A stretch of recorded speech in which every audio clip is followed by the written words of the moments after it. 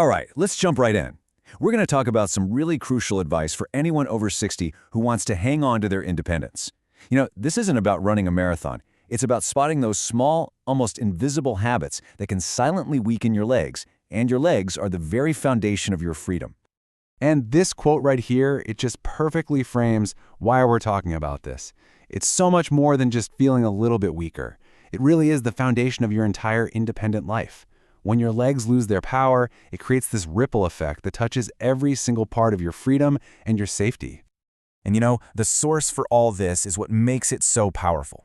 This advice comes from a doctor who, at 92 years old, has seen it all in his 60 years of practice. But here's the key.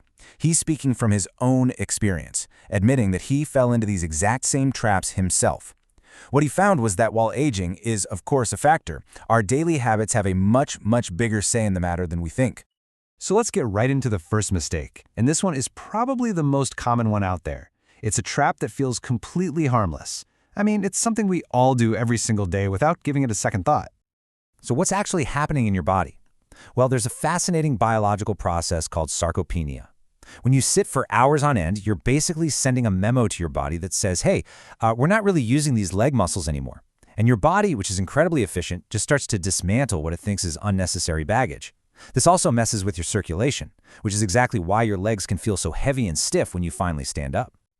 And this slide, wow, this really drives home the danger. Get this, even if you exercise regularly, sitting for more than 6 hours a day skyrockets your risk of losing functional leg strength by a staggering 44%. It just goes to show that one workout can't undo an entire day of being sedentary. It's the consistent little movements throughout the day that make all the difference. And here's the best part. The solution is so simple. You don't need a gym membership, you just need to break the cycle. Maybe set a little timer, and every 40 minutes or so, just get up, walk around the room, do a couple of stretches. All you're doing is sending a constant reminder to your body, hey, these legs are still very much in use. All right, so now that we've covered movement, let's talk about what you're putting in the tank, because what you eat is every bit as important as how you move. The next two mistakes are all about the food on your plate. Okay, this next point is huge.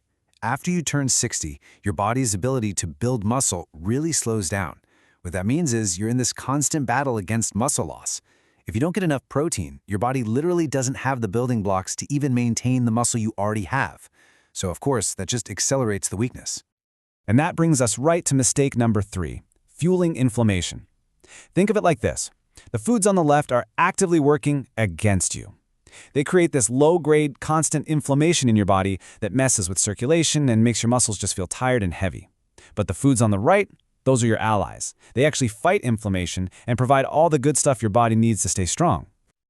Okay, so we've covered moving more often and eating better. But now we need to get a little more specific and look at the quality of our movement.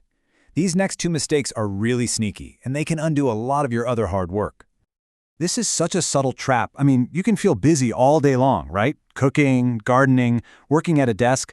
But if those activities don't specifically make your leg muscles work, your body just starts to ignore them. It's a concept called local muscle hypoactivity. Basically, your body is just trying to save energy by letting the muscles you aren't using just wither away. Now for mistake number 5, and it's one we are all guilty of at some point, ignoring our posture. And before we talk about the fix, just look at this number.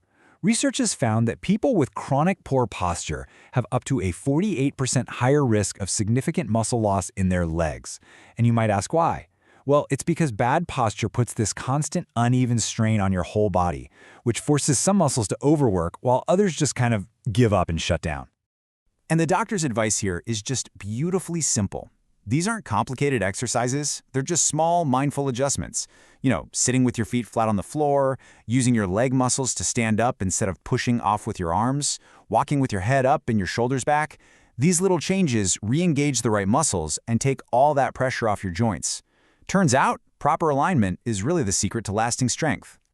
So, we've come to our final mistake, and honestly, this might be the most important one of all, because this one has nothing to do with your muscles or your diet. It has everything to do with what's going on in your head.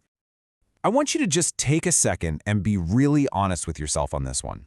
After a health issue, or maybe just dealing with chronic pain, it's so easy to fall into that trap of thinking, well, this is just how it is now. It's too late to change. And that mindset, it can lead to a really dangerous state called learned inaction. This quote from the doctor, wow, it is just so powerful. The belief that you can't get better, it becomes a self-fulfilling prophecy, doesn't it? This emotional paralysis is what truly holds us back, often way more than any physical limitation ever could. But here is the hard, scientific proof that it is never too late. A study of adults, some of them well into their 90s, found that after just a few weeks of simple guided exercises, over 80% of them saw significant improvements in their strength, their balance, and their confidence.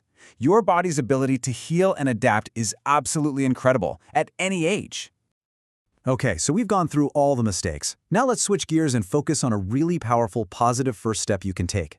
The doctor actually shared his own personal daily recipe for priming his body for movement and boosting circulation, and it's something anyone can make right at home. Now, these ingredients look simple, but believe me, their effects are profound. You've got beetroot, which enhances blood flow to your muscles. The orange gives you that vitamin C to protect your blood vessels. Ginger and turmeric are two of nature's most powerful anti-inflammatories. And that little bit of olive oil is key. It helps your body absorb all those amazing nutrients. And making it is as simple as it gets.